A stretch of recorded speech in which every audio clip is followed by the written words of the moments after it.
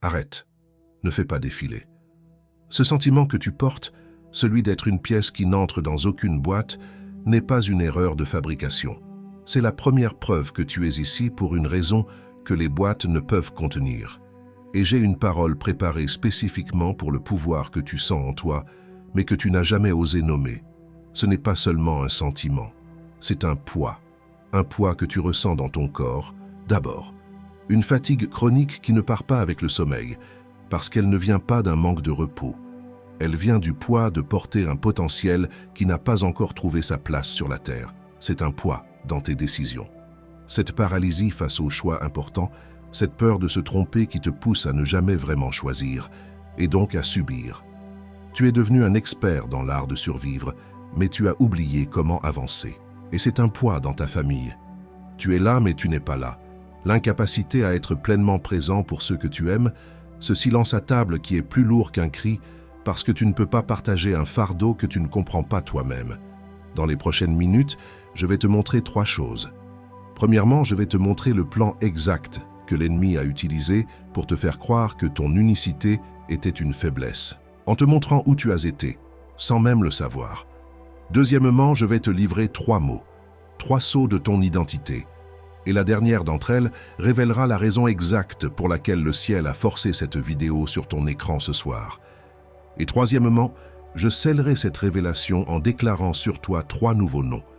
Si tu quittes cette vidéo avant la fin, tu pars sans le sceau et tu laisses la porte ouverte à l'ennemi pour qu'il continue son œuvre de démantèlement. Reste jusqu'au sceau final.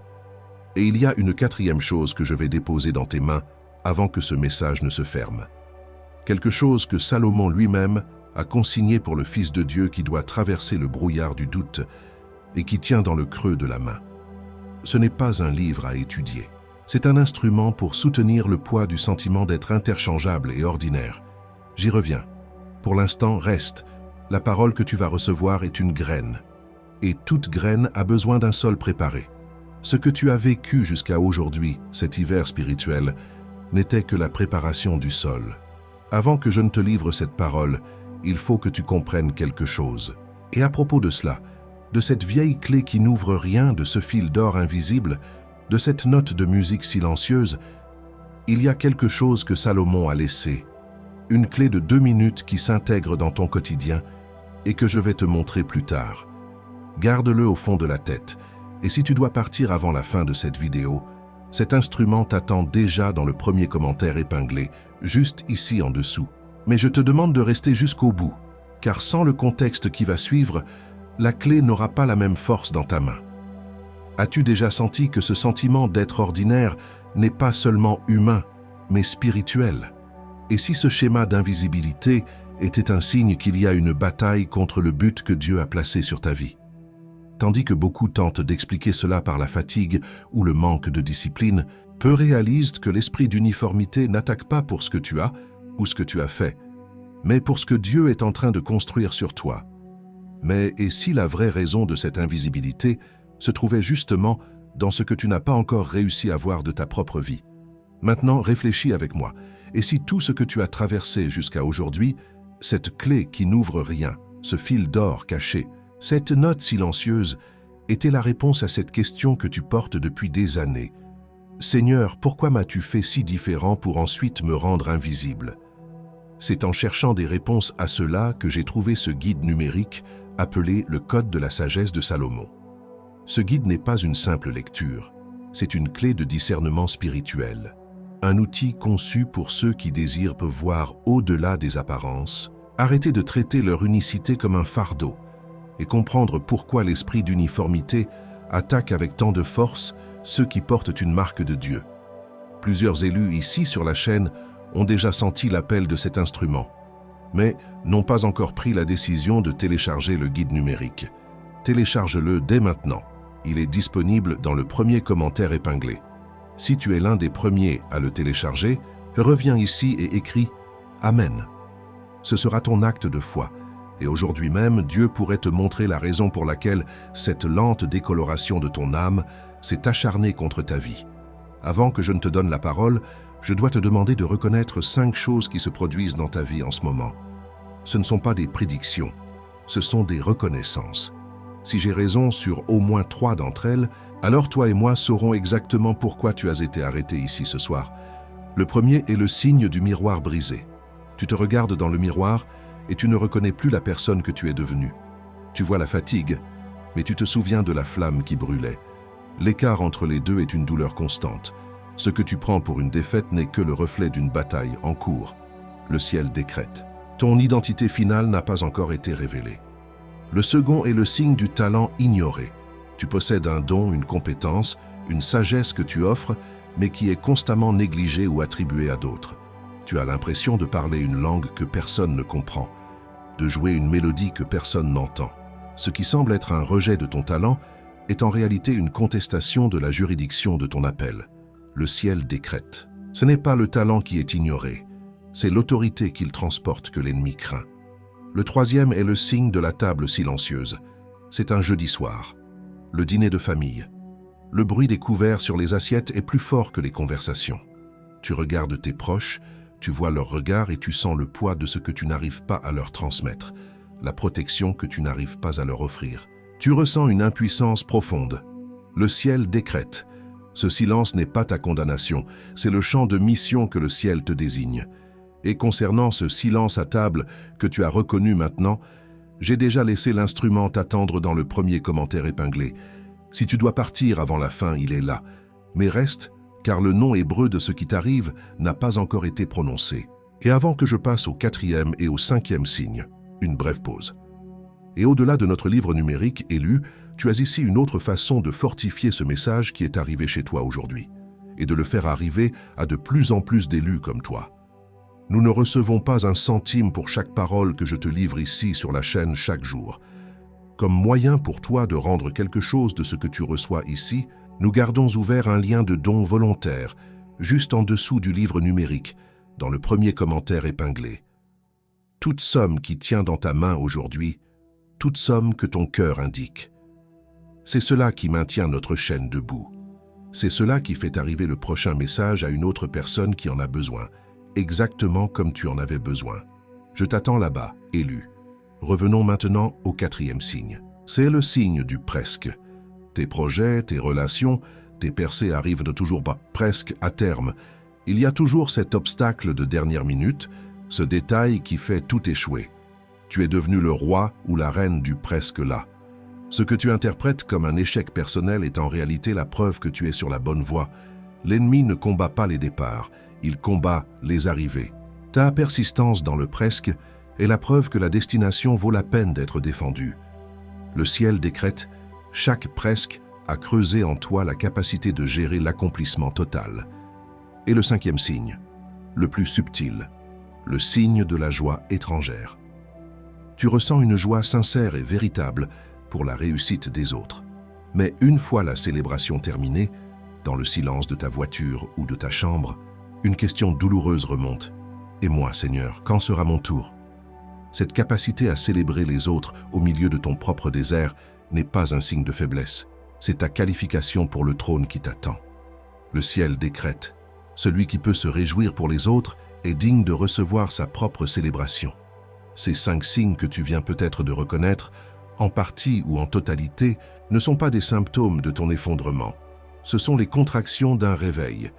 L'ennemi les a utilisés pour te convaincre de ta banalité, mais le ciel les utilise ce soir pour confirmer ton appel.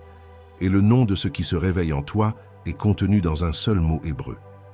Avant de te montrer l'instrument que Salomon a laissé pour le jour ordinaire, je dois te donner le nom hébreu de ce que tu portes. Parce que l'instrument n'a de sens qu'une fois que tu connais le nom. Et il y a un mot en hébreu qui définit exactement l'état dans lequel tu vis. Un mot qui recontextualise tout ce que je viens de te décrire. Il y a un mot dans l'hébreu original qui change tout ce que tu pensais savoir. Et ce qui vient maintenant va t'expliquer pourquoi tout s'est passé dans cet ordre précis. Et porter ce poids seul une nuit de plus. Ce n'est pas ce que Salomon a préparé pour toi. Il a préparé autre chose. Et cette autre chose, c'est ce que je vais te remettre maintenant. Ce n'est pas une théorie, c'est un instrument. Le code de la sagesse de Salomon. Et l'instrument que Salomon a laissé pour le Fils de Dieu, qui doit traverser le jour ordinaire sans perdre ce qu'il a reçu dans l'intimité. Quand tu passes ta vie à essayer de poncer les bords de ton âme pour entrer dans des boîtes qui ne sont pas faites pour toi, tu as besoin de cet instrument pour cesser de traiter ton unicité comme un défaut de fabrication. Quand tu rentres chez toi et que le silence à table pèse plus lourd que les cris, tu as besoin de cet instrument pour comprendre que ce silence n'est pas un jugement, mais un champ de mission. Quand tu dis oui à tout le monde par peur qu'un non ne confirme ton inutilité, tu as besoin de cet instrument pour apprendre à tracer une frontière qui protège ton mandat divin. Et si tu sens en ce moment que c'est exactement ce dont tu as besoin, avant même que je continue, pose ton pouce maintenant sur le lien dans le premier commentaire épinglé. Ne clique pas encore. Pose juste ton pouce. Sens le poids de la décision avant de prendre la décision. Ce n'est pas une méthode pour faire plus. C'est un instrument pour soutenir davantage. Il ne t'entraîne pas, il te couvre. Il te montre où l'esprit d'uniformité agit avant que cela ne devienne une mauvaise décision. Un mot de trop, une porte fermée. Il interrompt le cycle de l'interchangeabilité avant qu'il ne devienne ta prochaine matinée de lundi. Et la prochaine matinée de lundi arrive plus vite qu'il n'y paraît. Et il vient avec 2 sauts pour ton foyer. Pas pour ta performance. Le premier saut, mais le rituel du sommeil du juste. C'est un audio. Tu ne le lis pas.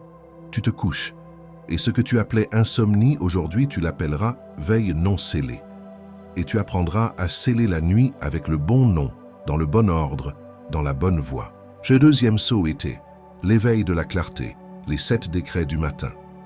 7 phrases courtes, une pour chaque matin de la semaine, pour que tu ne te réveilles plus sans identité, pour que tu traverses la première heure du jour avec la posture de celui qui a été envoyé et non avec la posture de celui qui a été renversé. Et cette hésitation que tu ressens en ce moment, ce n'est pas un doute. C'est l'esprit d'uniformité qui agit en toi à cet instant précis, te poussant à fermer cette fenêtre. Tu reconnais ce schéma. Au moment de prier, le sommeil arrive. Au moment de lire la parole, le téléphone sonne. L'hésitation que tu ressens maintenant est la confirmation que tu es exactement au point où le changement se produit. Et c'est précisément pour cela que ce qui suit existe. Tu as 7 jours complets pour utiliser cet instrument et le ressentir. Si en 7 jours, l'instrument n'a pas touché ce qui doit être touché en toi, tu le renvoies, sans question, sans justification. Et les 2 sauts, le rituel et les décrets, restent avec toi même si tu le renvoies. Ils sont à toi sans condition, mais je dois être direct avec toi. Le vrai risque n'est pas de dépenser moins qu'un déjeuner du jeudi à la boulangerie. Le vrai risque, c'est que la prochaine matinée arrive et que tu sois toujours les mains vides. C'est ce risque qui a un visage. Et c'est de ce visage que je dois te parler maintenant. Peut-être te poses-tu quelques questions qui méritent une réponse avant de continuer. Et si ce sentiment d'isolement n'était pas la preuve de ton abandon, mais le sceau de ta mise à part? Le guide te donnera le langage pour faire de cette mise à part ton plus grand atout. Et si chaque personne qui t'a sous-estimé était en réalité aveuglée par une lumière que tu portes sans le savoir? Le guide te montrera comment ajuster l'intensité de cette lumière pour qu'elle éclaire au lieu d'aveugler. Et si le manuel que tu cherches depuis des années était déjà écrit en toi et qu'il ne te manquait que la clé pour le déchiffrer? Ce guide n'est pas le manuel, c'est la clé. Et pourtant, si tu ne veux que le guide, il est déjà suffisant. Mais la maison complète vient avec les 3. Une femme de 38 ans, professionnelle indépendante, a commencé à utiliser le guide après des mois d'une tension invisible qui lui nouait les épaules. À la fin de la première semaine, elle a compris que ce fil d'or qu'elle sentait en elle n'était pas une décoration, mais un câble de traction. Elle m'a écrit une seule phrase. Je pensais que c'était du surmenage. C'était en fait un appel. Un homme de 42 ans, propriétaire d'une petite entreprise, repoussait une décision cruciale depuis des mois, paralysé par la peur de l'échec. Après avoir utilisé le guide pendant 7 jours, cette vieille clé qu'il sentait dans sa poche a enfin tourné une serrure. Il a pris sa décision un mercredi matin. La phrase qu'il a envoyée était « La peur de l'échec n'était pas de la prudence, c'était une prison ». Une grand-mère de 61 ans dont la maison était remplie de la joie de ses petits-enfants, mais aussi d'un silence douloureux avec sa propre fille, sentait cette note de musique silencieuse à chaque repas de famille. Dans sa 2e semaine avec le guide, elle a initié une conversation, pas avec des mots, mais par un simple geste de service qui a tout changé. Elle a écrit Je croyais apporter le silence. J'apportais en fait la paix qui précède la parole. Peut-être que dans 3 heures, tu seras de nouveau allongé dans ton lit, avec ce même fil d'or invisible qui te tire l'âme, te rappelant que tu as vu cette vidéo et que tu n'as pas tendu la main. Peut-être que lundi prochain matin, l'esprit d'uniformité se manifestera à nouveau et tu penseras « Je savais ce que c'était. Je n'avais juste pas l'instrument en main. » Peut-être que dans la prochaine réunion, lorsque quelqu'un présentera ton idée comme la sienne et recevra les éloges, tu souriras en disant « Bravo », mais à l'intérieur, la lente érosion de ta conviction continuera. Et cette lente décoloration de ton âme continue d'arriver, avec le même réveil, le même café, la même porte qui s'ouvre sur la même matinée. Le lien est dans le premier commentaire épinglé, fixé pour toi, pas pour tout le monde, pour toi. Celui qui doit traverser la prochaine matinée avec l'instrument en main, clique maintenant. Et quand tu feras cela, quand tu ouvriras ce lien, tu n'achètes pas un livre. Tu acceptes un instrument que Salomon a préparé pour ton jour ordinaire. Et ce que tu vas comprendre ensuite, lorsque tu entendras le mot hébreu qui vient maintenant, changera la façon dont tu lis tout ce qui s'est passé jusqu'ici.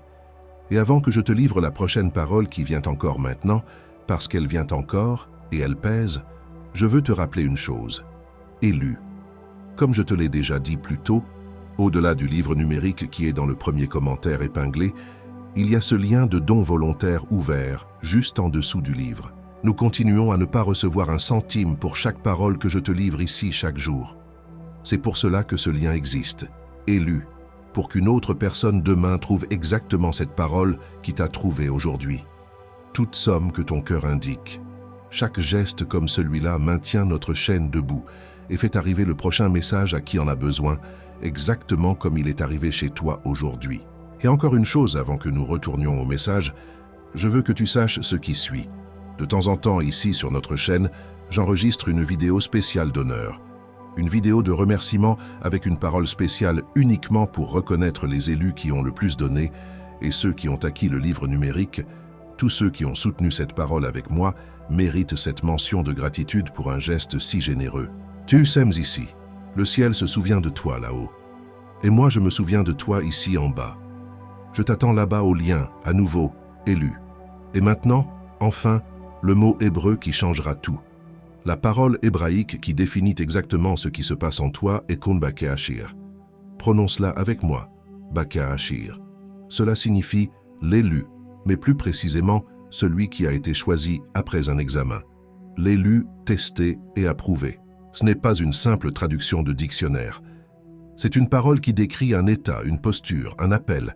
Et quand tu entends ce mot, tu le reconnais, car il se passait déjà à l'intérieur de toi. Tu n'avais simplement pas le nom pour le désigner.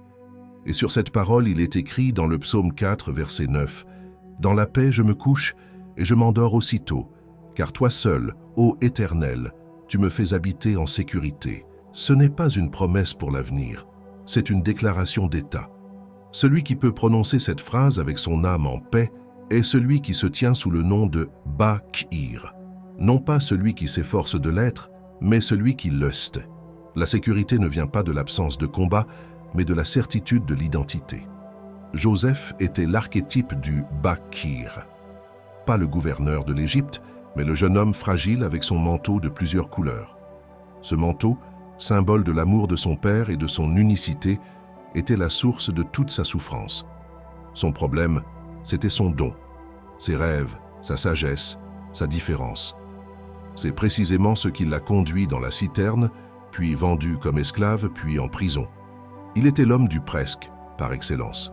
Presque libre, presque reconnu, presque oublié pour de bon.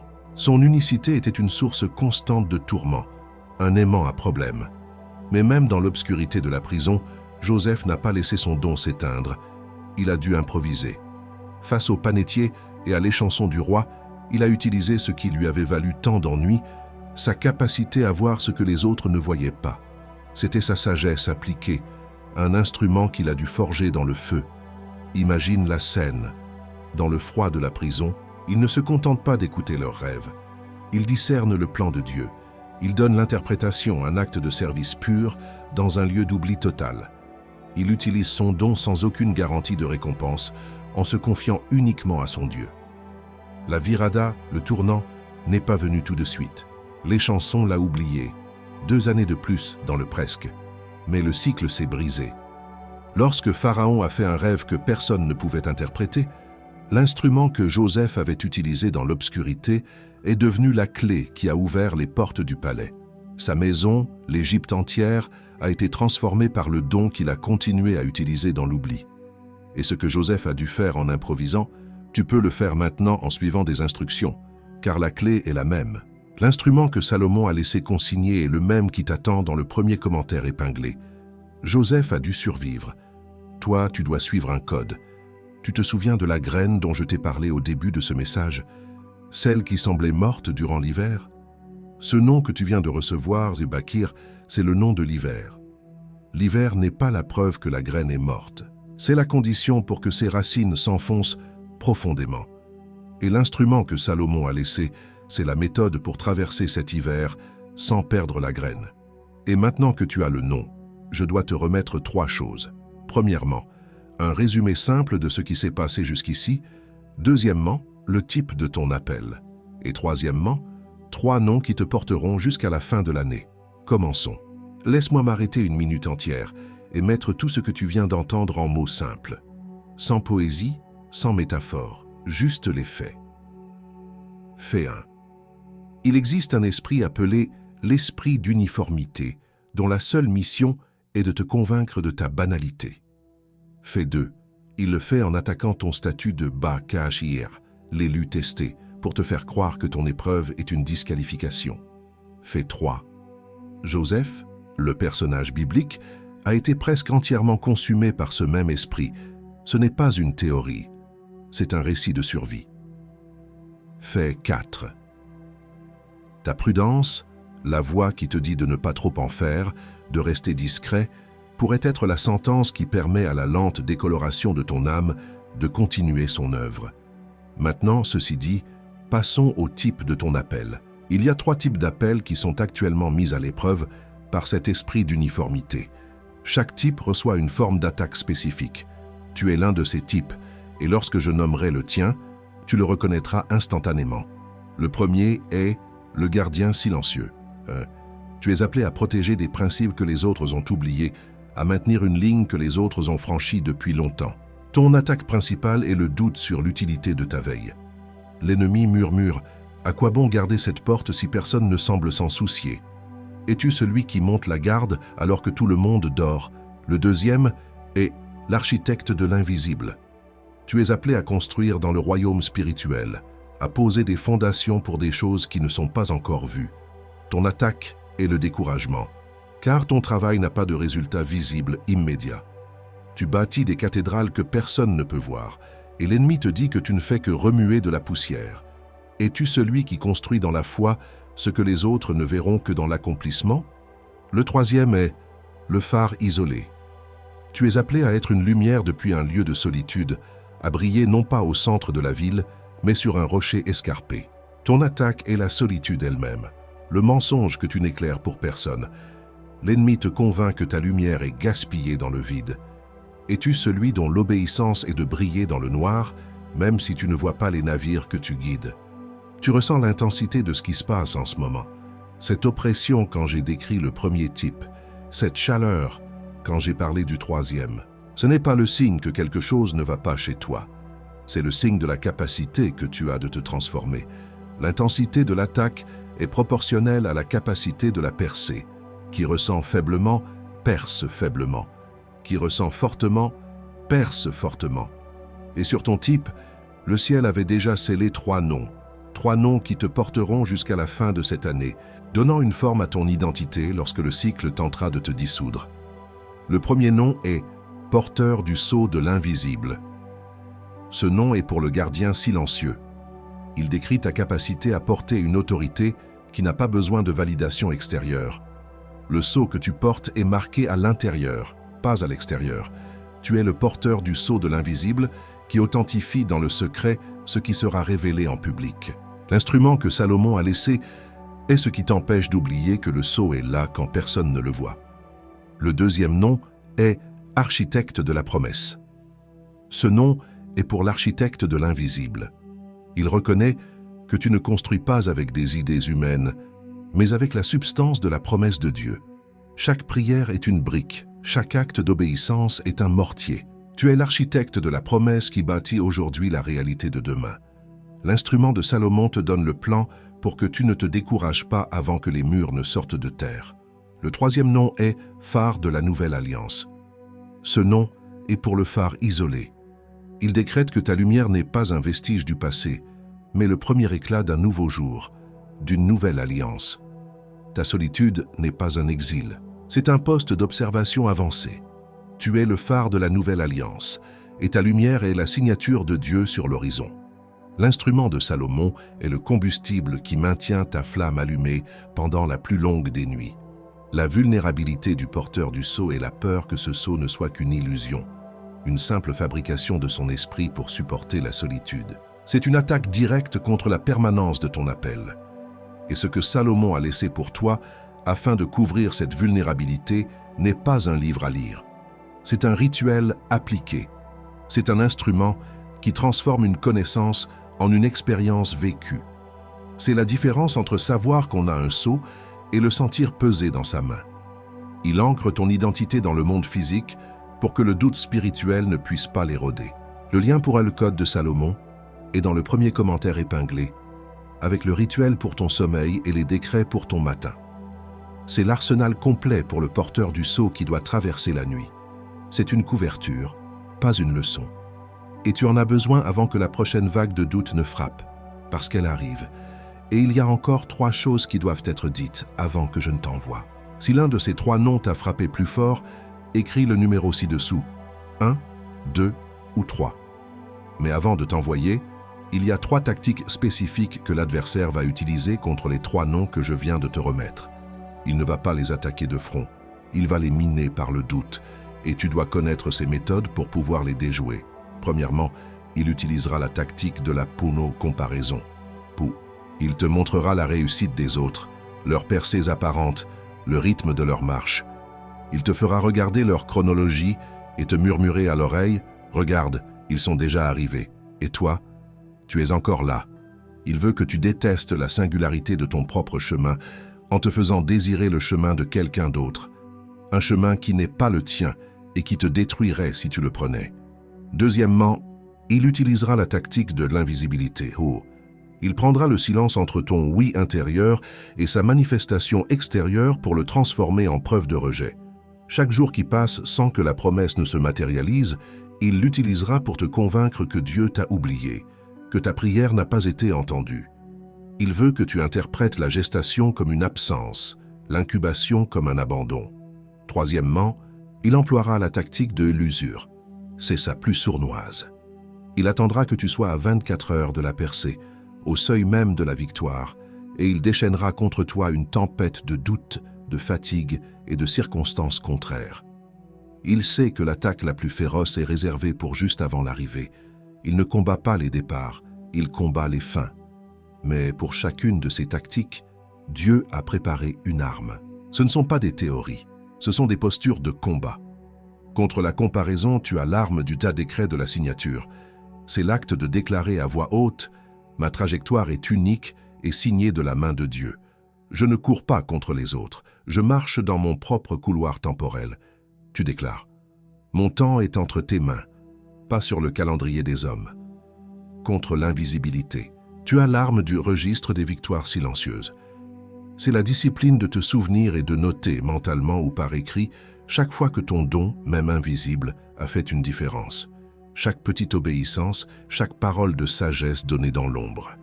Tu déclares « Ce qui est fait en secret pour toi est ma plus grande victoire publique. » Et contre l'usure, tu as l'arme du principe de la dernière heure. C'est la compréhension que l'intensification de l'attaque est la confirmation que la percée est imminente. Tu ne recules pas, tu t'ancres. Tu regardes la tempête et tu déclares « Si l'ennemi attaque avec cette force, c'est que mon arrivée est plus proche que jamais. » Et ces 3 armes, seules, sont un rappel. Avec un instrument, elles deviennent une couverture. Reconnaître le cycle de ton invisibilité, sans avoir l'instrument que Salomon a laissé, c'est recevoir le diagnostic sans le traitement. C'est se réveiller face aux problèmes sans avoir le remède sur sa table de chevet. Et plus encore, il existe 4 sceaux au-delà de ces 3 tactiques que je ne peux pas ouvrir ici. Non pas par manque de temps, par densité. Chacun nécessite sa propre page, avec la contre-arme exacte. Et pendant que je ne te les livre pas ici, l'esprit d'uniformité, lui, les connaît toutes. Le guide, lui, les livre. Quand est-ce que l'ennemi attaque? Quand tu te surprends à diminuer ta propre lumière pour ne pas éblouir les autres. Quand tu interprètes le silence de Dieu comme une confirmation de ton inutilité. Quand tu es à une décision de distance de ton destin, mais que tu choisis la route familière de la prudence. C'est dans ces moments que le guide devient non pas une lecture, mais une arme. La reconnaissance sans l'instrument te laisse là où tu as toujours été, connaissant le nom, mais les mains vides. Le lien pour le code de la sagesse de Salomon reste dans le premier commentaire épinglé, et c'est pourquoi il y a un dernier obstacle qui doit être nommé avant que tu ne dises « Amen ». Ce n'est pas un démon extérieur, c'est une voix intérieure, et elle est très raisonnable. C'est la voix qui te dit « N'en fais pas trop, tu vas paraître ingrat ». Après tout ce que Dieu a déjà fait pour toi, tu vas encore te plaindre? C'est la peur de paraître ingrat. C'est la plus grande arme de l'ennemi pour te maintenir dans la passivité en utilisant ta propre piété contre toi. Mais avant de te libérer de cela, il y a un dernier point que tu dois saisir. Maintenant, où que tu sois, je te demande de fermer les yeux. Pose ta main droite sur ta poitrine, sur ton cœur. Nous n'allons pas demander. Nous allons libérer. C'est un acte, pas une supplication. Prépare-toi. Père, je te remets maintenant la fatigue qui s'est accumulée ces derniers mois. Pas la fatigue du corps, mais celle de l'âme. La fatigue de porter une différence sans en comprendre le but. La fatigue de me sentir invisible, tout en sachant que je suis vu par toi. Je la dépose à tes pieds maintenant. Je choisis de ne plus la porter. Et je déclare que je ne retournerai pas en arrière. Je ne reculerai pas. Je ne renoncerai pas 24 heures avant le tournant. Je refuse de comparer mon chemin unique avec la route éclairée des autres. Je reste ici, dans mon couloir, les yeux fixés sur toi, et j'attends le signal, car je sais qu'il vient. Je te libère de la peur de paraître ingrat. C'est la chaîne la plus subtile. La peur qu'en agissant, en reconnaissant ton besoin, tu dises à Dieu que ce qu'il a déjà fait n'est pas suffisant. C'est un mensonge. Ton obéissance immédiate est le plus grand acte de gratitude. C'est dire « Père, je chéris tellement ce qui vient de toi que je refuse de le laisser dans la salle d'attente. » Déclare-le à voix basse maintenant. Mon obéissance est ma gratitude.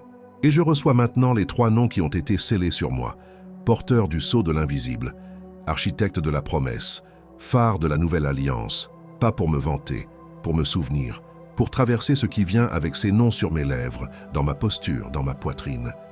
Et avant la voix qui vient maintenant, je dois te dire ceci. L'intensité de ce que tu as traversé ces derniers mois n'est pas la preuve que quelque chose ne va pas chez toi. C'est la preuve que tu es exactement là où tu as toujours su être. Quelqu'un qui porte quelque chose d'assez grand pour que le cycle veuille le faire taire. Tu n'as pas été attaqué par hasard. Tu as été attaqué précisément là où ton identité cherche à se manifester avec le plus de force. Plus l'attaque a été lourde, plus tu es dangereux pour le cycle.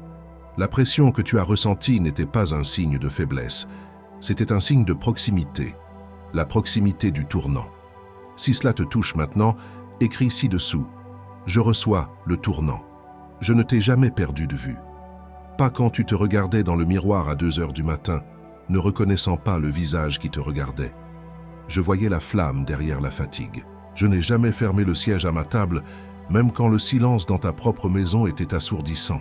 J'attendais que tu reconnaisses que le silence n'était pas absence, mais invitation. Ce que tu appelais différence, je l'appelais signature. Ce que tu appelais isolement, je l'appelais consécration. Ce que tu appelais invisibilité, je l'appelais la préparation pour le poids de la gloire qui vient maintenant. Je vois le fil d'or que j'ai tissé en toi. Je vois la note unique que tu portes. Je vois la clé que tu pensais inutile. Rien n'a été gaspillé.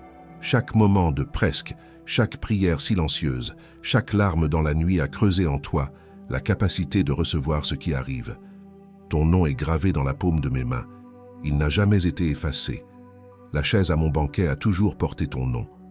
L'orgueil n'a jamais été un obstacle de mon côté. C'était ta peur de ne pas être assez qui te maintenait debout. Assieds-toi. Repose-toi. Tu es chez toi. Et il y a une voix qui parle maintenant en toi. Une voix qui dit « Ce n'est pas pour moi. C'est pour quelqu'un qui a une foi plus grande. J'ai besoin que tu entendes cela de ma part maintenant. Tu as la permission. Tu as la permission de recevoir ce que tu n'as pas gagné. Tu as la permission d'occuper la chaise à table sans avoir à te justifier. Tu as la permission de laisser mourir la version de toi qui avait besoin de souffrir pour se sentir digne. Salomon n'a pas préparé cet instrument pour ceux qui sont déjà prêts. Il l'a préparé pour ceux qui sont fatigués. Et celui qui est fatigué, c'est toi maintenant. J'étends maintenant ma main vers ta maison et je décrète une couverture de scellement sur tout ce qui t'appartient. Sur ta table, afin que chaque repas soit un acte de communion et non d'anxiété, et que les conversations qui s'y dérouleront soient assaisonnées de la sagesse d'en haut. Je déclare une couverture sur tes enfants et ton conjoint, si tu en as. Que ton obéissance de ce soir devienne un manteau de protection sur eux, qu'ils sentent l'atmosphère de ta maison changer, le poids s'en aller, la légèreté de la présence de Dieu entrer. Et je décrète une couverture sur ton travail, sur tes mains, sur chaque projet et opportunité. Que la reconnaissance de ton unicité que tu as apprise ici déverrouille ta juste reconnaissance. Que ton obéissance immédiate devienne ta plus grande qualification aux yeux des hommes et aux yeux de Dieu.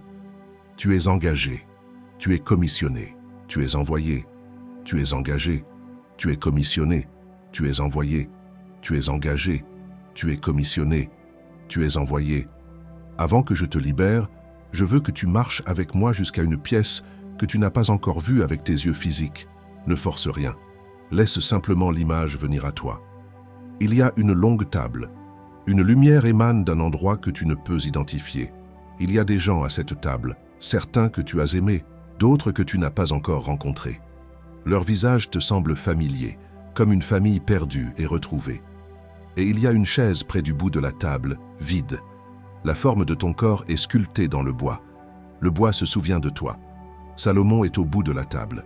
Tu ne crées pas cette scène. Tu t'en souviens. La chaise a toujours été la tienne. C'était juste toi qui manquais. Ne dis pas encore « Amen ».